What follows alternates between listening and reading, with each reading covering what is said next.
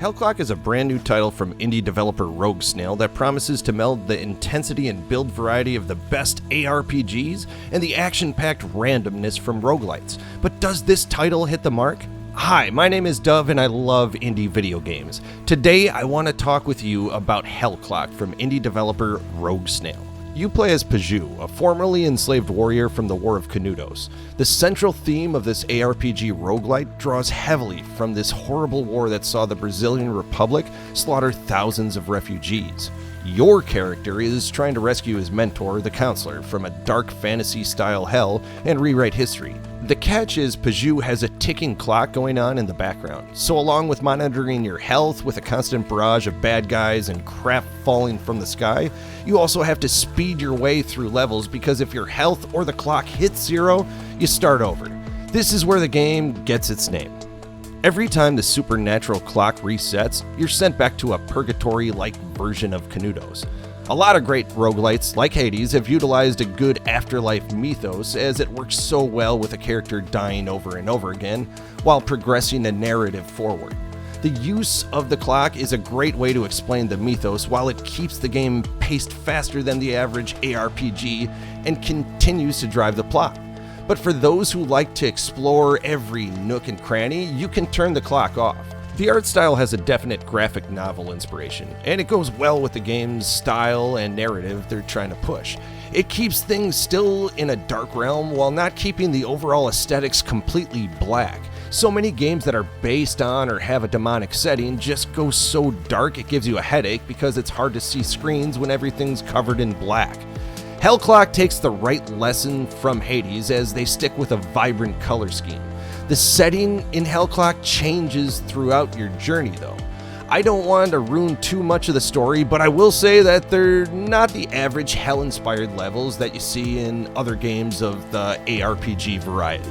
The combat takes a minute to get into the really intriguing aspect of what the game has to offer. At first it feels like a very bland or vanilla style Hades knockoff, but once you get deeper into the first act and it really opens up in the second act, you can mix and match attacks and special abilities in any fashion you see fit. Change your regular attack to a dash, add a machine gun to the mix, drop a giant bell on your enemies, or my favorite, slow down time in a tiny bubble-sized pocket of non-Newtonian law. The deeper you go, the more you can add to your attacks, and on every run you have the chance to pick up Trinkets, which will add bonus effects like receiving a health boost after defeating an enemy, a bigger reservoir of mana, speed, etc. This is honestly a great mix of both classic ARPG and roguelite upgrade weapons and special abilities. You have the randomness in the loot drops like Path of Exile and the channeled upgrades of all the best roguelites. And once you find the right mix of attacks and specials, the game is whatever you want it to be. If you want to dash like Hades, you can. If you want to be a spinning ball of tanky death, go for it. With all the different skills and weapons, there are a whole lot of builds you could go with, and I can't speak to the ability to customize enough. There are many games that will let you remap your buttons, but it's more than that in Hellclock. In many other games, when you create a build, you're pigeonholed into one melee attack, one ranged attack, one magic attack, etc. But in Hellclock, you create whatever mix you want. If you want to build with no dash ability, that's fine. If you want a build that has no firearms because you developed an army of ghost minions to do your bidding, then hell yeah. The fact that it doesn't force you to have a ranged or melee attack just speaks to how wide open this game is and how it leaves the creativity open for the gamer. The actual combat is smooth and responsive. You are limited to only performing one action at a time, and you do have a mana meter, but outside of those limitations, you can mix and match attacks and spells however you want. As smooth and enjoyable as the combat is, the real standout is how you can mix and match all the different trinkets, weapons, and abilities to make the most devastating attacks possible. The amount of different builds you can create is as random as the loot you stumble across and the roguelite upgrades you earn through progression. But it is more than just an interesting mechanic to amuse gamers. Understanding how those many different systems interact and synergize is the only way to defeat some bosses. Otherwise, some fights can turn into 40-minute slogs. You can combine your spells with relics, or in this case trinkets, that magnify your favorite attack's effects. You'll collect trinkets after defeating random enemies, and generally the more powerful enemy, the better the trinket. There are two different types of trinkets, one that improves random stats but only for your current run. These are a dime a dozen and you'll just collect these with little notice. The second type of trinket you earn is equipped between runs. You'll usually earn these after boss battles or just randomly throughout your journey. Paju will emphasize these by making a comment about how thankful he is. Has brought me an enlightened instrument. It's a great power. I reckon fortune's on our side.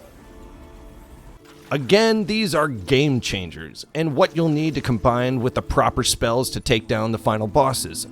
Many roguelites force gamers to have a build that at least caters to their combat style, but all too often, games will funnel players towards an overpowering build regardless.